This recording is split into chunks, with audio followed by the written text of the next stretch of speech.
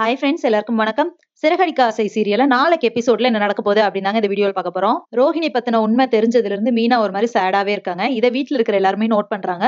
And முத்துவும் note பண்ணிட்டு அவங்களோட friend கிட்ட சொல்றாங்க. அப்ப அவர் சொல்றாரு ஏதாவது பயந்துருப்பாங்க அப்படின்னு சொல்லும்போது முத்து வந்துட்டு ஆமா நாங்க ஊருக்கு கோயிலுக்கு போயிருந்தோம்ல, அங்க வந்துட்டு ஒருத்தர் மனநல பாதிக்கப்பட்ட ஒரு மாதிரி இருந்தாரு.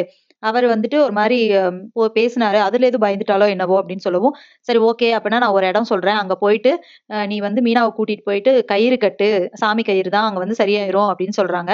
சரின்னு சொல்லிட்டு முத்துவும் வீட்ல வந்து இந்த விஷயத்த சொல்றாரு. அப்போ எல்லாரும் பேசிட்டு இருக்கும்போது ஸ்ருதி சொல்றாங்க, "அதெல்லாம் வேணாம். ஆ கவுன்சிலிங் கூட்டிட்டு போனீங்கன்னா சரியாயிருவாங்க. அவங்க மனசுல என்ன இருக்குன்னு சொல்லிட்டு தெரிஞ்சிரும்" அப்படின்னு சொல்றாங்க.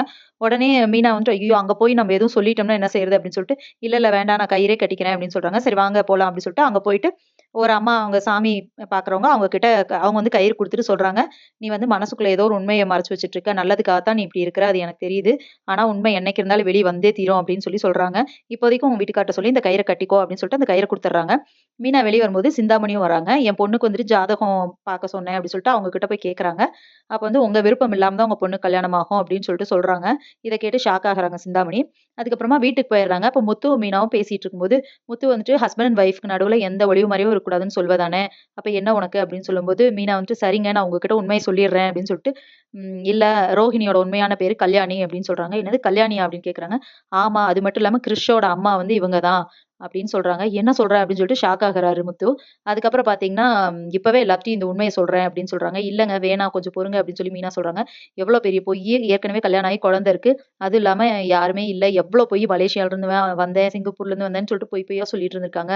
நம்ம கண்டிப்பா எல்லாத்துக்கிட்டயும் இந்த உண்மைய சொல்லணும்." அப்படின்னு சொல்லிட்டு எல்லாத்தையும் எழுப்புறது மாரி அவங்க அம்மா வந்துட்டு முத்துவோட அம்மா, "இவ்ளோ பெரிய ஃப்ராடா நீ வீட்ட விட்டு வெளிய போடி" அப்படின்னு சொல்லிட்டு வெளிய அனுப்புற மாதிரி இருக்கு. அப்ப வந்துட்டு டக்குனு மீனா எந்திச்சு உட்கார்றாங்க. "வேண்டாம், வேண்டாம்" அப்படின்னு சொல்லிட்டு அலர்றாங்க. இத கேட்ட முத்து வந்துட்டு, "என்னாச்சு மீனா? என்னாச்சு?" அப்படின்னு கேட்கிறாரு. அப்பதான் மீனாவுக்கு புரியுது, "ஓ! நம்ம கனவு கண்டிருக்கோமா?" அப்படின்னு சொல்லிட்டு. "என்ன ஆச்சு?" அப்படின்னு சொல்லி கேட்கும்போது, "ஒண்ணும் இல்லங்க. ஏதோ யோசனை" அப்படின்னு சொல்லிட்டு படுத்துடுறாங்க.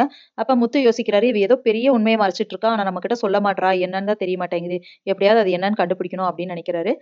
இதுக்கப்புறம் என்ன நடக்க போகுது அப்படிங்கிறத இனி வர வீடியோல ஒண்ணு ஒண்ணா பார்க்கலாம் ஃபிரெண்ட்ஸ். அதுவரைக்கும் வெயிட் பண்ணுங்க. நன்றி. வணக்கம்.